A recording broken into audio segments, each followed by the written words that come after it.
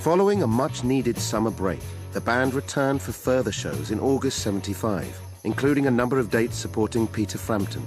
At the same time, with only 9 months past since they had completed Nothing Fancy, plans were already underway for Skynyrd to return to the studio to begin work on a 4th album. Without Al Kooper to oversee the recordings, Peter Rudge arranged for Van Zandt and his bandmates to meet with legendary producer Tom Dowd, who had begun his career in jazz before moving into soul and then rock.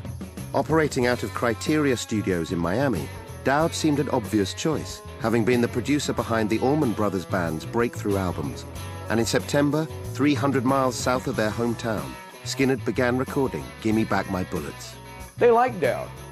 How do you not like a guy with that kind of record? You know, I mean, he's a tremendous pivotal figure in the music industry. But the whole thing with Tom Dowd was as sort of a master plan to get Skynyrd to go to Atlantic Records. I mean, it was a whole thing. We're going to get it. We're going to move off MCA. You know, we're sick and tired of these guys. We're not getting paid enough. It was sort of a plan where it was going to be an incremental thing. They were going to, the skids would be greased by having Tom Dowd do their album, and then they would just make a break completely. They respected Tom as like a father figure.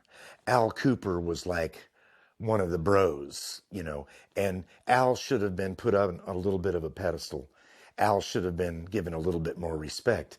But Tom Dowd, they called him Father Dowd.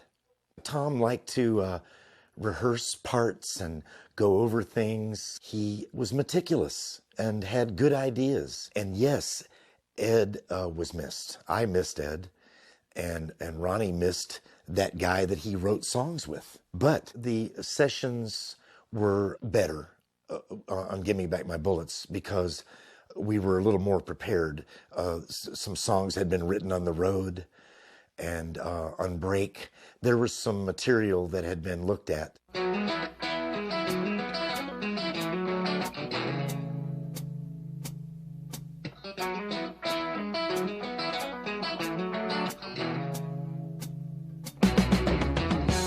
Completed in November 1975, Gimme Back My Bullets was rush-released and out in the stores the following February.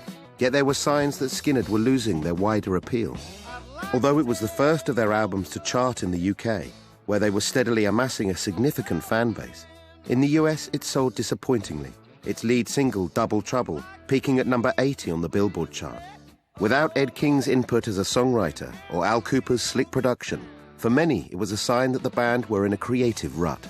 The thing that I really contributed to those records was capturing the sound of the band and using the studio to enhance it even further than it was.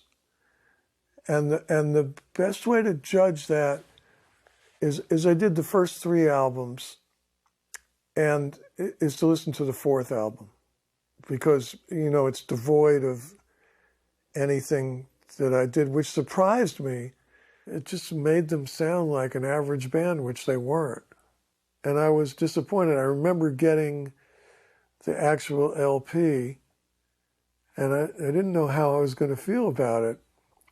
And I took it out, put it on the turntable, and when I was putting the needle down, I said, "Knock me on my ass, please." So then I knew I wanted it to be good. I was very disappointed, and I felt bad for him. Life is so strange when it's changing, yes indeed. Well, I've seen the hard times and the pressure's been on me, but I keep on working like a working